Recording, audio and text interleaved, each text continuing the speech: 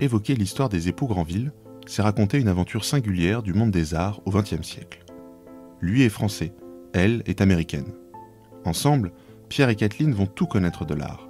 Sa pratique, sa collection, sa conservation. Raconter leur vie, c'est rencontrer tour à tour des écrivains, des peintres, des sculpteurs, des galeristes, mais aussi un ministre, un directeur du musée du Louvre, des conservateurs et des professeurs d'histoire de l'art. Les noms de ces personnalités, nos auditeurs les reconnaîtront sûrement en tout ou partie. Ils sont une part d'histoire de notre patrimoine. De 1908 à 1996, autour des figures de Pierre et Kathleen Granville, Coupe Filard vous invite à découvrir un siècle de passion artistique.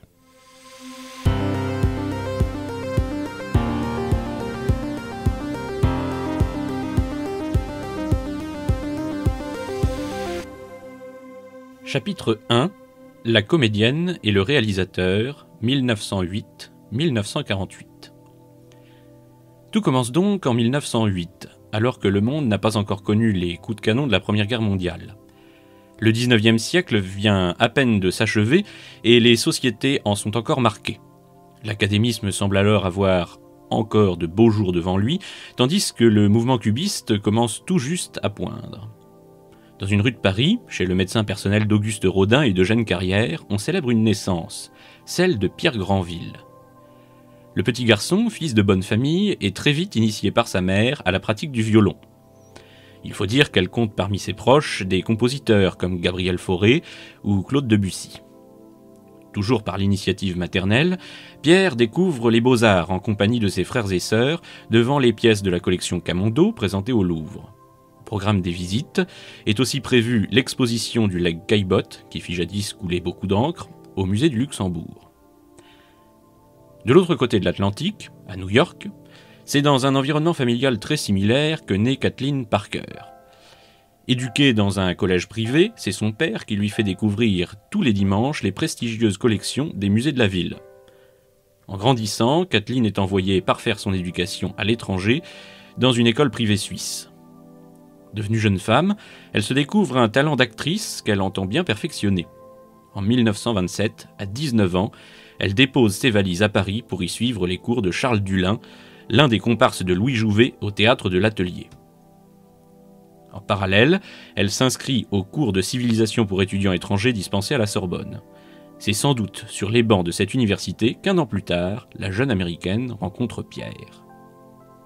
Car une fois son bac en poche, Pierre s'est aussi dirigé vers la Sorbonne pour y préparer une licence de philosophie. Il suit aussi l'enseignement philosophique d'un certain Émile-Auguste Chartier, dit Alain, au lycée Henri IV où il s'est inscrit. C'est d'ailleurs avec ses camarades de classe préparatoire qu'il découvre une nouvelle passion qui le fera arrêter la musique, le cinéma.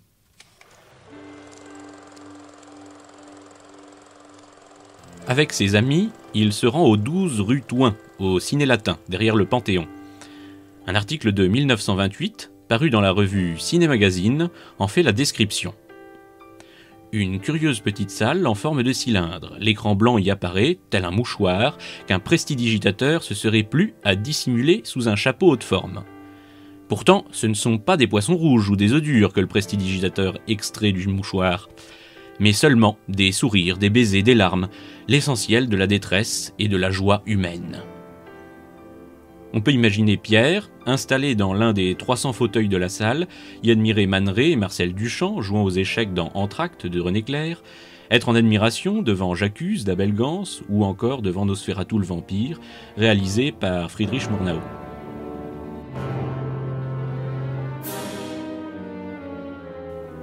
Sensibilisé à la création artistique par ses visites de jeunesse et émerveillé par le 7e art, le voilà bien décidé à faire carrière dans le cinéma.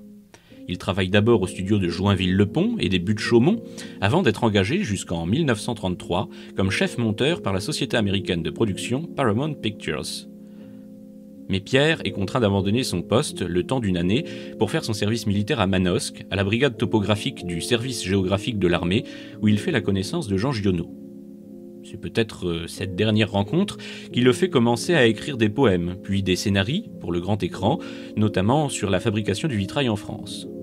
Quoi qu'il en soit, son retour à la vie civile marque également la reprise de son activité au cinéma en collaboration avec Alexandre Alexeïev, l'un des pionniers du film d'animation. De son côté, Kathleen s'est lancée sur les planches. Elle débute sa carrière en interprétant plusieurs rôles dans des pièces d'Aristophane ou de Jules Romain. Quelque temps plus tard, elle travaille pour l'Association des écrivains et artistes révolutionnaires, une association artistique de sympathisants communistes dirigée par Paul Vaillant-Couturier et comptant pour membres rien de moins que Louis Aragon, André Breton, Robert Capa, Robert Desnos, Paul Nizan ou encore André Malraux, que nous reverrons plus tard. Durant toutes les années 1930, Kathleen participe ensuite à l'organisation d'un théâtre de marionnettes avec un dénommé Roger Rousseau, avant de s'engager en 1938, rue Molière, au café-concert nouvellement créé par la chanteuse et comédienne Agnès Capri. Sûrs de leur amour, c'est également cette année-là que Pierre et Kathleen décident de se marier. Un mariage qui sonne comme le dernier instant de bonheur avant que n'éclatent à nouveau les tourments de l'histoire. Le 2 septembre 1939, avec plusieurs millions de Français, Pierre est rappelé sous les drapeaux dans la guerre contre l'Allemagne nazie. Pris dans les tourments de la retraite catastrophique de l'armée française, il est finalement démobilisé à Limoges en juillet 1940. Ayant presque tout perdu dans la débâcle, le couple se retrouve en zone dite libre où Pierre devient paysan, tandis que Kathleen continue son travail d'actrice sur la Côte d'Azur en compagnie d'Agnès Capri. L'occupation du sud de la France par les Allemands dès le 11 novembre 1942 les jette à nouveau sur la route et les pousse à prendre le maquis en Haute-Savoie durant encore 2 ans. Après 5 années d'absence, la libération permet le retour des Granville à Paris. N'ayant plus de pied-à-terre dans la capitale, c'est dans un appartement de la rue Saint-Roch qu'ils décident d'emménager. Du côté de leur vie professionnelle, Pierre met à profit ses connaissances dans son métier d'avant-guerre pour devenir professeur à l'Institut des hautes études cinématographiques dirigé par Marcel L'Herbier. Saisissant par la suite une nouvelle opportunité, il participe au début de la télévision française comme metteur en scène dans les fameux studios de la rue Cognac-G. Kathleen, quant à elle, poursuit sa carrière d'actrice, jusqu'à un jour de 1948. Ce jour-là, Pierre et son épouse, que ce dernier parvient à convaincre, tirent un trait sur leur vie d'avant. C'est décidé, à partir de ce moment, les Granville, qui furent depuis l'enfance de grands admirateurs des beaux-arts, deviendront collectionneurs. Paris, le théâtre et le cinéma. Nous l'avons vu précédemment, c'était ce à quoi se résumait la vie de Pierre et Kathleen Granville durant les années folles. Mais la guerre a tout bouleversé. De 1939 à 1944, le couple doit traverser, à l'image du reste des Français, une période d'incertitude. Il était désormais loin le temps des tournages dans les studios de cinéma et des spectacles de marionnettes dans les théâtres de banlieue. Pourtant, l'heure n'était pas à la désespérance. Revenu dans la capitale à la Libération, c'est à peine 4 ans plus tard qu'une nouvelle idée germe dans les esprits de nos deux protagonistes. Clore le chapitre de leur vie d'artiste pour entamer une vaste entreprise de collection d'œuvres d'art. Chapitre 2. Le musée de la rue Saint-Roch, 1948-1966. L'idée pourrait pourtant surprendre. En 1948, la situation financière des Granville est loin d'être idéale et ne leur permet pas, à première vue, de se lancer dans une telle aventure. C'était cependant sans compter sur l'entourage de Pierre et Kathleen. Pour en mesurer l'importance et comprendre dans quel terreau leur projet s'est enraciné, il faut revenir dans la France d'avant-guerre, en 1931. À cette époque, le couple a la chance de rencontrer l'artiste d'origine portugaise Maria Helena Vieira da Silva. Celle-ci, comprenant leur intérêt pour l'art contemporain, les invite dans sa villa des Camélias, où il rencontre son compagnon, l'artiste d'origine hongroise Árpád Szénes. Ces derniers forment l'un des plus importants tandems artistiques de l'école de Paris, autour duquel se réunissent nombre d'artistes. Pris d'amitié pour ce groupe, les Granville organisent à leur tour des réunions artistiques où leur réseau de connaissances va s'agrandir. Dès 1933, ils font la rencontre d'une partie des artistes du quartier Montparnasse, à commencer par Oskar Kokoschka, Étienne Hdu ou encore le non moins célèbre Django Reinhardt. Bien intégrés dans le milieu, ils se tiennent au courant, durant toutes ces années, des expositions de leurs amis dans les galeries parisiennes. L'occasion est trop belle pour ne pas nouer également d'étroites relations avec les propriétaires de celles-ci. Parmi les plus connus, on peut citer Jeanne Bucher, Paul Guillaume, Paul Rosenberg ou bien entendu l'incontournable David-Henri Kahnweiler. À toutes ces grandes figures s'ajoute, dans les années 50, celle d'André Scholler. C'est fort de cet impressionnant réseau que Pierre et Kathleen comprennent leur capacité à acquérir, particulièrement en art moderne et contemporain, une série d'œuvres d'intérêt capital. Mais pour compléter cette collection, les Granville en sont conscients, ils ne peuvent pas compter que sur leur relation, il va également leur falloir investir. Et ils savent très bien qu'ils ne démarrent pas leur projet avec une fortune considérable. Le couple va donc devoir mettre au maximum à profit sa connaissance des arts, y compris classiques, pour viser juste et acquérir les meilleures œuvres au meilleur prix. C'est ainsi que, pendant près de 50 ans, Pierre va éplucher consciencieusement tous les catalogues de vente de l'Hôtel Drouot et de toute la France. Il se tient également informé de toutes les expositions proposées par les musées du monde entier.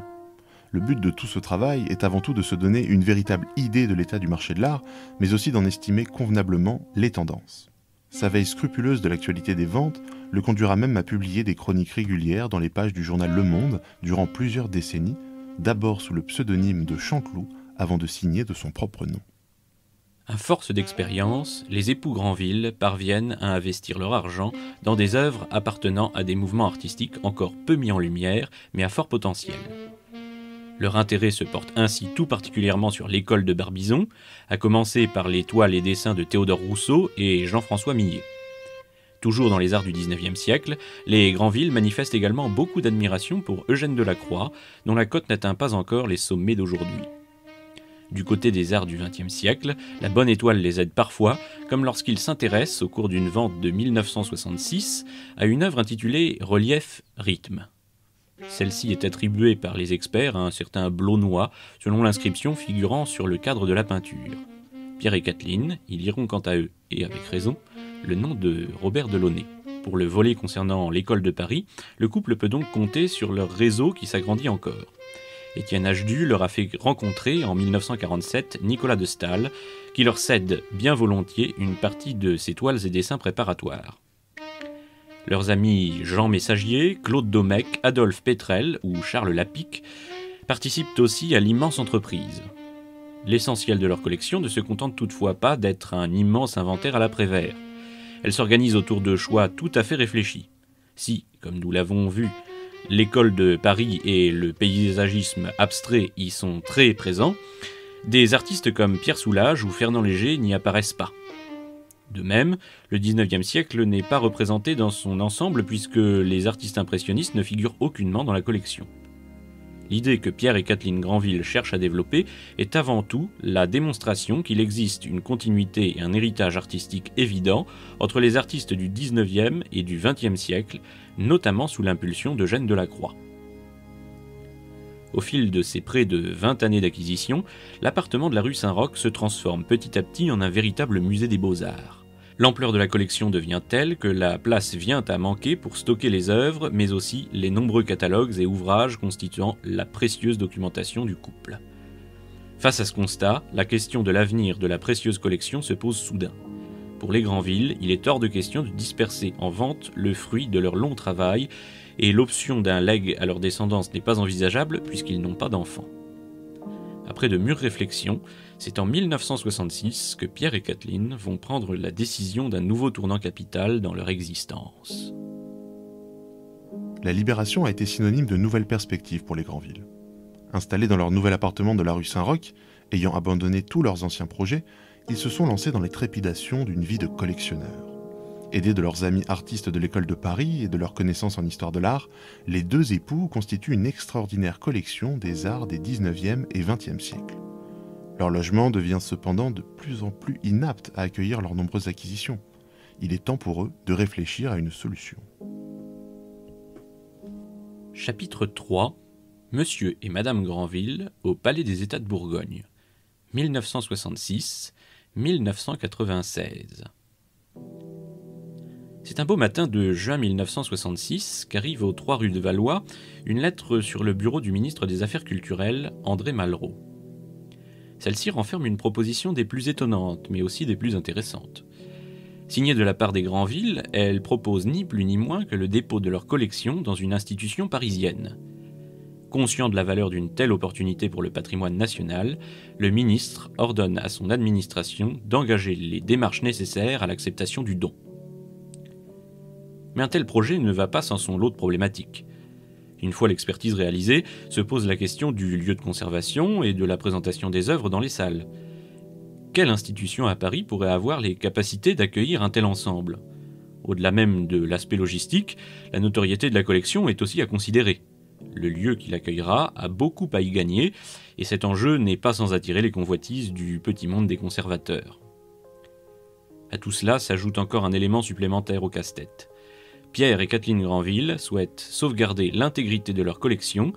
Ils estiment qu'elle constitue un tout indissociable et qu'il est donc impensable de la diviser entre plusieurs musées. Face à toutes ces contraintes, le dilemme s'annonce plus que cornélien. Pendant 1 an, les discussions se poursuivent sans qu'elles ne permettent toutefois de concrétiser réellement le projet. Quelques idées sont bien évoquées. Malraux pense un temps à faire acquérir un hôtel particulier dans le Marais pour y abriter les œuvres, tandis que Pierre imagine les exposer dans l'ancien musée du Luxembourg, là où il avait pu admirer dans son enfance le lac Caillebotte. Aucune de ces idées n'est cependant retenue. Sans solution sérieuse et à force d'errements, le dossier finit par atterrir, fin 1967, dans les bureaux de la conservation du musée du Louvre. S'organise alors une visite de l'appartement de la rue Saint-Roch, à laquelle 5 hommes prennent part. Michel Laclotte, directeur du département des peintures du Louvre, ses collègues Pierre Rosenberg et Jacques Foucard, conservateurs du même département, Sébastien Lost, conseiller technique du ministère des Affaires culturelles, ainsi que Jacques Thuillier, alors professeur d'histoire de l'art à l'université de Dijon. Après une visite globale de la collection et une étude des pièces les plus intéressantes, les conservateurs rendent leur verdict. La qualité et l'importance scientifique des pièces rassemblées par les Granville doit à tout prix être conservée par l'État. Mais le problème du lieu de présentation de la collection n'est toujours pas résolu. Aucun musée parisien ne permet de remplir les exigences émises pour la donation. Jacques Thuillier propose alors une solution auprès de Pierre et Kathleen Granville. Délocaliser la donation dans un grand musée d'art de province. Il argumente même son projet en proposant une institution qu'il connaît bien, le musée des Beaux-Arts de Dijon, installé dans l'ancien palais des Ducs de Bourgogne. Outre le fait que Jacques Thuillier pense naturellement à proposer un musée dans la ville où il enseigne, son idée ne surgit pas de nulle part. En effet, le musée des Beaux-Arts de Dijon est déjà à l'époque une institution culturelle qui se fait remarquer par ses collections. Mais celles-ci souffrent de leur manque en œuvres des 19e et 20e siècles. C'est l'occasion rêvée de réparer ces lacunes. En outre, cette solution permettrait enfin de donner la collection Granville à l'État sans pour autant la découper en plusieurs morceaux. Cette alternative semble séduire le couple Granville qui accepte cette idée. Avec l'aide de son élève Serge Lemoine, Jacques Thuillier met en relation Pierre et Kathleen avec les responsables du musée bourguignon. Une seconde visite rue Saint-Roch est alors organisée en pleine grogne sociale du mois de mai 1968, en présence d'André Ampeau, maire adjoint aux affaires culturelles de la ville de Dijon, et de Pierre Carré, directeur du musée. Ces derniers formulent officiellement leur demande de donation pour le Palais des États. Passée cette nouvelle formalité, les choses s'accélèrent. L'acte de donation est signé par Jean Veillé, maire de Dijon, et Pierre Cognam, inspecteur général des musées de province, le 18 décembre 1969. Celui-ci prévoit les conditions précises du transfert de la collection. Les quelques 600 œuvres sont regroupées au sein d'une section d'art moderne et contemporain créée pour l'occasion. De nouveaux espaces seront aménagés dans une aile entière du musée ainsi que dans ses combles afin d'assurer la présentation de la collection. Pour finir, Pierre et Kathleen Granville sont nommés à vie conservateurs de la dite section du musée. L'annonce fait grand bruit dans le monde culturel français et Dijon y acquiert une nouvelle réputation. L'architecte Louis Miquel est chargé des nouveaux aménagements des salles permettant l'ouverture au public le 11 juin 1976. À cette occasion, le catalogue scientifique de la donation est également publié sous la direction des époux Granville et de Serge Lemoine. Mais la collection n'a cependant pas attendu cette ouverture pour continuer de vivre. Les œuvres déjà données sont prêtées à des expositions temporaires, à l'image d'une esquisse préparatoire de Delacroix pour le sultan du Maroc Moulay Abderrahmane recevant le comte de Mornay, ambassadeur de France, un dessin préparatoire d'Ugolin par Jean-Baptiste Carpeau, plusieurs toiles de la série des footballeurs par Nicolas de Staël, ou bien encore un pastel de Jean-François Millet intitulé Boule aux morts, carrefour de l'épine, forêt de Fontainebleau. Le 3 septembre 1971, en plein congrès, les membres de l'ICOM, le Conseil international des musées dirigé par Hugues de Varine, ont la joie de découvrir en exclusivité l'ensemble de la partie 20e de la nouvelle section. Du reste, les Granville ont continué d'acheter pour compléter la collection en vue d'une nouvelle donation qui s'effectue en 1974. La pièce maîtresse de celle-ci n'est autre que le souffleur à la lampe de Georges de la Tour, acquis à l'occasion d'une exposition sur le maître du clair-obscur du XVIIe siècle. S'ajoutent également de beaux dessins de Victor Hugo et une importante collection d'objets d'art africains. Cette nouvelle donation conséquente mais plus petite que la précédente, visait avant tout à compléter les quelques manques de la section du musée des Beaux-Arts. L'année 1981 marque toutefois la disparition de Kathleen Granville le 27 juin à l'âge de 72 ans, laissant Pierre s'occuper seul de l'avenir de leur collection. Après un hommage rendu quelques jours après son décès, c'est également pour perpétuer à nouveau sa mémoire et continuer ce travail de collection que Pierre acte, le 1er juillet 1985, une troisième donation portant à plus d'1 millier le nombre d'entrées à l'inventaire de la section. Un chef-d'œuvre s'y distingue une fois encore, La vision dans les nuages d'Odilon Redon, auquel s'ajoute une étude pour le radeau de la Méduse de Théodore Géricault. Pierre y adjoint également les 4500 ouvrages de sa bibliothèque. Ce dernier geste philanthropique est aussi le dernier acte d'une longue aventure qui dure finalement 88 ans, à la mort de Pierre Granville le 20 octobre 1996. Un article signé par Geneviève Breurette lui rend hommage dans Le Monde, son journal de chroniqueur d'art. Il laisse à jamais derrière lui l'œuvre de sa vie et de son épouse pour le bien de l'humanité, pour la délectation de tous et la connaissance scientifique en histoire de l'art. Aujourd'hui encore, la flamme de leurs souvenirs se ravive chaque fois qu'un visiteur observe une de leurs œuvres, présentée non loin des tombeaux des ducs de Bourgogne.